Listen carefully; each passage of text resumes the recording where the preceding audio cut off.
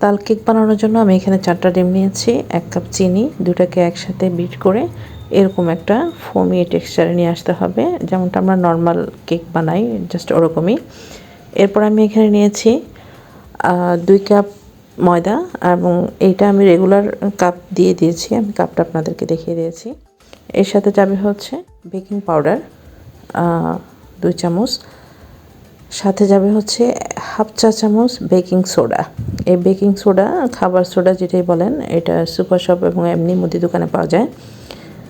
এর সাথে যাবে 1/2 চা চামচ লবণ, 1/2 চামচের চেয়ে একটু কম, এই যে আমি দেখিয়ে দিয়েছি কতটুকু কম, এরকমই। এরপর আমি এই শুকনো ইনগ্রিডিয়েন্টসগুলো একটা চালনি দিয়ে ভালো করে চেলে নিব, কারণ এর ভিতরে অনেক দানাদার জিনিস থাকে। এই যে দেখেন কী কী বের হয়েছে। এরপর আমি এই সব উপকরণ আগে থেকে বিট করে রাখা ওই ব্যাটারে দিয়ে একটু একটা স্প্যাচুলা দিয়ে একটু আলতো করে মিক্সড করে নিব, জাস্ট আলতো করে, খুব ভালো করে না। এরপর আমি এটাকে বিটার দিয়ে একদম লো স্পিডে বিট করে নেব, এবং যাদের বিটার নাই তারা হুইস্ক দিয়ে এটাকে মিক্সড করে নিতে পারেন। তো অল্প একটু মিক্স করার পরে আমি এটার মধ্যে যে মেন ইনগ্রিডিয়েন্টস তালের যে পিউরিটা বা তালের গোলা, সেটা আমি দিয়ে দিব 2 কাপ, ওই সেম কাপ দিয়ে যেটা দিয়ে আমি ময়দা দিয়েছিলাম। তো সব কিছু দেওয়ার পরে আমি এটাকে আবারও একটুখানি নেড়ে চেড়ে মিক্সড করে নিয়ে এরপরে আমি এটাকে বিটার দিয়ে ভালো করে বিট করে নিব, একদম লো স্পিডে, ফুল স্পিডে দেওয়া যাবে না বা হাই স্পিডে দেওয়া যাবে না, কারণ তখন দেখা যাবে যে এটা যে ফোমি টেক্সচারটা এটা নষ্ট হয়ে যাবে। এরপরে বিট করতে করতে এটা একদম মানে স্মুথ একটা ব্যাটার হবে, তখন এটা আমাদের রেডি হয়ে যাবে। এর মধ্যে আমি এই ব্যাটারে অ্যাড করব হচ্ছে তেল, 1/2 কাপ তেল, এর সাথে যাবে হচ্ছে লিকুইড দুধ। হ্যাঁ, তেল 1/2 কাপই থাকবে, তবে দুধের পরিমাণটা আপনাদের ব্যাটারের টেক্সচারের উপর নির্ভর করে দিতে হবে।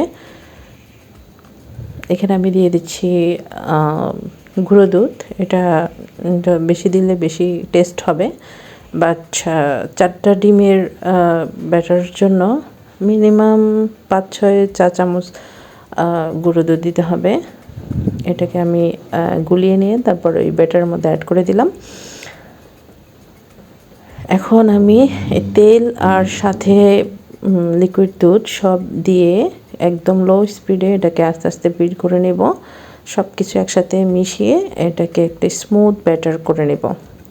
এটা বিট করা হলে আমাদের ব্যাটারটা রেডি হয়ে যাবে। এরপর আমি একটা মোল্ডে বাটার দিয়ে নিচ্ছি।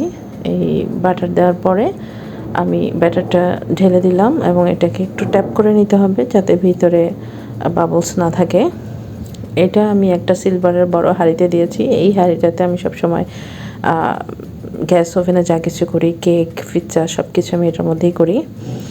তো আমার কেক অলরেডি ডান। এটা হতে মানে 10 মিনিট চুলা দেওয়ার 10 মিনিট পর থেকে আপনাকে এটা একটু 5 মিনিট পর পর চেক করতে হবে, এটা হয়ে গেলে বোঝা যায়।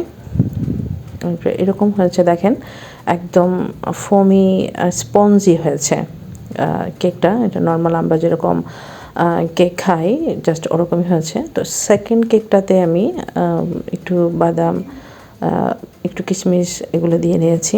এটার ইয়েটা কেমন হয়েছে দেখেন। এটা হচ্ছে আমার সেকেন্ড যে কেকটা আমি দিয়েছি। এখানে আসলে দুটো মিলে একটা কেক হলে বেশি ভালো হতো।